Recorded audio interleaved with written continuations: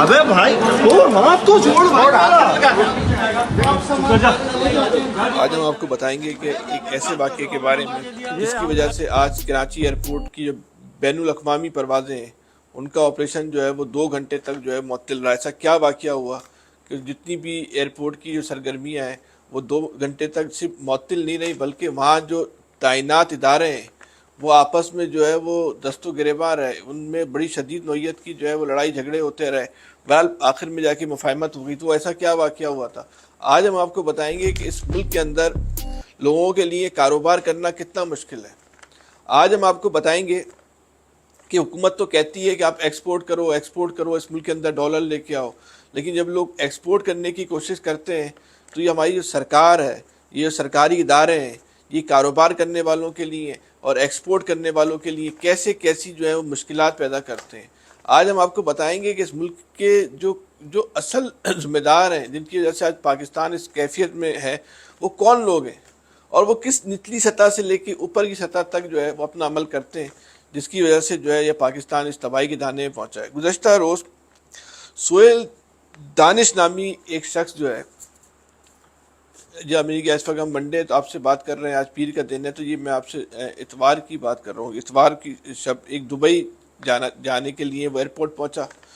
उसके साथ जो है फ़िश और झींगे थे वाफिर मकदार में, जिनकी वो एक्सपोर्ट करना, उनको अपने साथ ले जाना चाहता था, सी फूड को।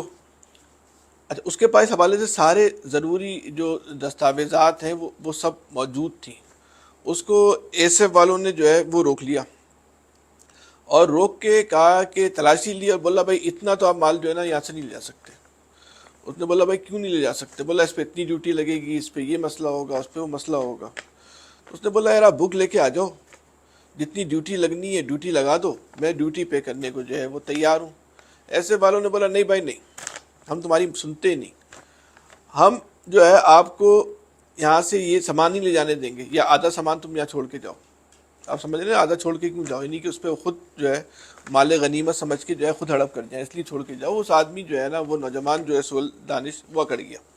उसने बोला मैं नहीं छोड़ता भाई, ये तुम किस तरह की गुंडागर्दी कर रहे हो, ये किस तरह की तुम बदमाशी कर रहे हो, ये आपकी का इख्तियार नहीं है। अगर मैं कोई गलत चीज़ लेके जा रहा हूँ, अगर मैं यहाँ से खिलाफ ज़ाब्ता कोई चीज़ लेके जा रहा हूँ, अगर मैं कोई ड्यूटी दिए बगैर चीज़ लेके जा रहा हूँ, तो मैं कस्टम वाले रोक सकते हैं, आप नहीं रोक सकते। बस उसका ये कहना था। तो ऐसे वाले, आपको पता है कि भाई ऐसे वाले तो बावर्दी लोग होते हैं, उनके तो समझ लें कि तन मन में ना आग लग गई कि तुमने हमारी रेट को चैलेंज किया और तुम हमें चैलेंज करोगे एक सिविलियन होके, है तुम्हारी इतनी औकात। उसको वहीं उन्होंने जो है ना पीटना शुरू कर दिया। अच्छा, सिर्फ मारा नहीं उसको, आप यकीन करें, इस वक्त आप वीडियो भी देख रहे होंगे, उसको एयरपोर्ट पे सबके सामने हथकड़ियाँ लगा दी। वो आदमी चीख रहा है, भाई बताओ तो सही मैंने किया क्या है, मेरा जुर्म तो बताओ। ओ भाई, बस जब आदमी ताकत के नशे में मस्त होते हैं ना, चाहे वो कोई फ़र्द हो, कोई इदारा हो या ग्रोह, तो फिर वो ये नहीं देखता कि सामने वाले का जुर्म क्या है, उसको अपनी ताकत की धाक बिठानी होती है। उसने बोला तुम्हारे साथ हमें कुछ करने के लिए ना तुम्हारे किसी जुर्म का होना ज़रूरी नहीं है। वो आदमी चीखता रहा, चिल्लाता रहा, उसको उन्होंने हथकड़ियाँ लगा दी, मारा, गालियाँ दी, बेइज्जती की। सब लोग ये मंजर जो है ना वो देख रहे थे। ये वीडियो बनी है, आम लोगों की तरफ से बनाई गई वीडियो है। उसने बोला भाई मैं कोई ममनुआ चीज़ लेके नहीं जा रहा, मैं कोई खिलाफ ज़ाब्ता चीज़ लेके नहीं जा रहा, मैं वो चीज़ लेके जा रहा हूँ, इस मुल्क में डॉलर आएंगे, इस मुल्क को इस वक्त डॉलर की ज़रूरत है, तुम मुझे क्यों रोक रहे हो? उन्होंने बोला नहीं भाई नहीं, हमारी मर्ज़ी, हम जंगल के बादशाह हैं, हम एयरपोर्ट के बादशाह हैं, हम जिसको चाहे रोकें। बहरहाल ये वाक़या हुआ। उसके बाद जो है जनाब, उस बंदे को उन्होंने बड़ा लड़ाई झगड़ा, वो नहीं जा सका, उसकी फ़्लाइट कैंसिल हो गई। उसने जाके जो है वो थाने में जो है ना एक दरख्वास्त जमा करा दी। दरख्वास्त एयरपोर्ट थाने में उस बंदे ने, जिसका नाम जो है वो सोहेल दानिश, उसने कहा कि मेरे साथ एक शहजाद आलम नामी आदमी भी जा रहा था, हम दोनों, मेरी वजह से वो भी नहीं जा सका, और हमारे जो है $1200 हैं या 12,000 दरम, सॉरी 1200 दरम या 12,000 दरम भी जो है वो ऐसे वालों ने अब छीन लिए, नहीं छीने या मैं नहीं पता। ये उसने अपनी दरख्वास्त में एयरपोर्ट में जो है वो जमा कराया। अब इंक्वायरी शुरू हुई। अब मज़े की बात देखें, कस्टम वालों ने, जो महकमा कस्टम जो एयरपोर्ट पे तैनात है, उसने लिख के दे दिया कि ये जो सोहेल दानिश है जिसको रोका गया है, इसके साथ एएसएफ वालों ने जो है वो ज्यादती की है।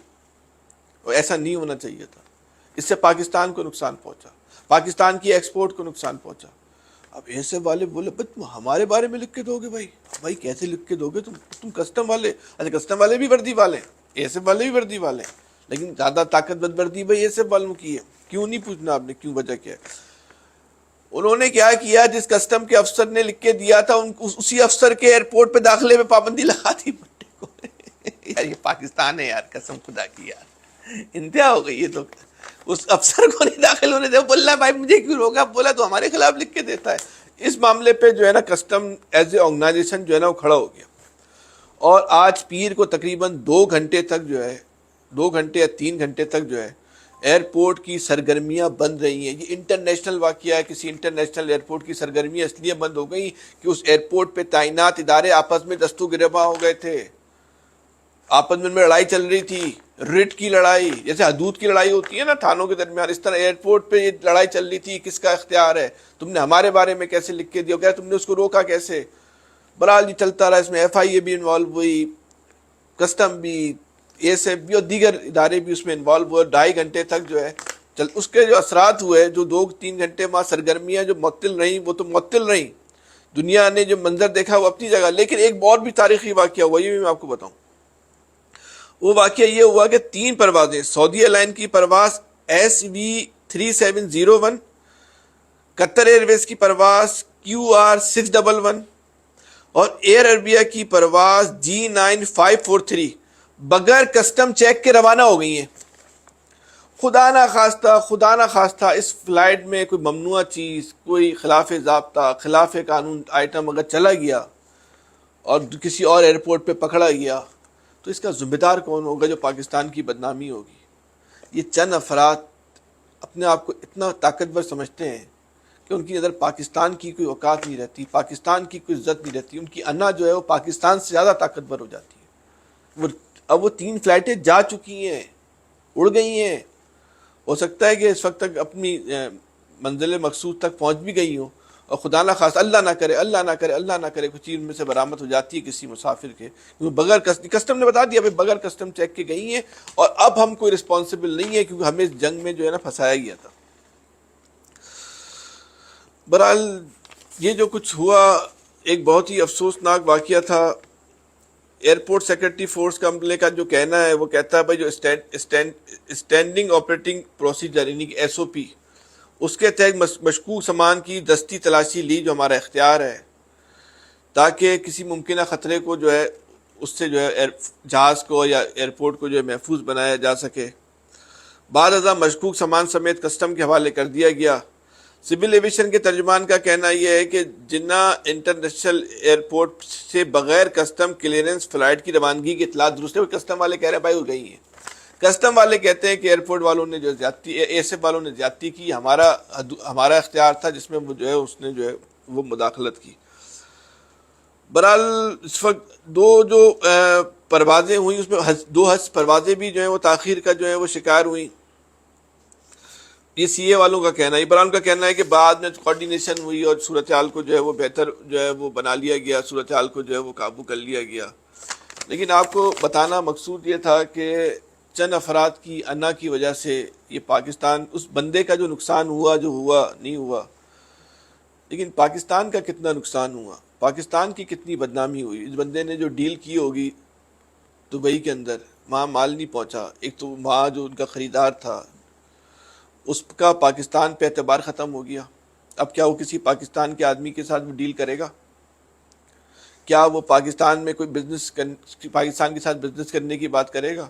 کیا دنیا میں مچھلی اور جھینگا سے پاکستان میں ملتا ہے, 100 اور ملکوں میں بھی ملتا ہے, تو پھر وہ وہاں سے کیوں نہیں خرید لے گا؟ اچھا پھر آپ نے اپنے ایکسپورٹ کی چیز کو مشکوک بنا دیا کہ ہماری چیزوں میں تو بھائی کوئی گڑبڑ بھی ہو سکتی ہے. اور پھر جو ایک عزت نفس مجروح کی ایک آدمی کی, اس کی کون قیمت ادا کرے گا یار؟ کون قیمت ادا کرے گا یار؟ 10 لوگوں میں اس کو گالیاں دے رہے ہو, مار رہے ہو, ہتھکڑیاں پہنا دی, وہ چیخ رہا بھائی میرا قصور تو بتاؤ میں نے کیا ہے, اس کو گالیاں دے رہے ہیں یار.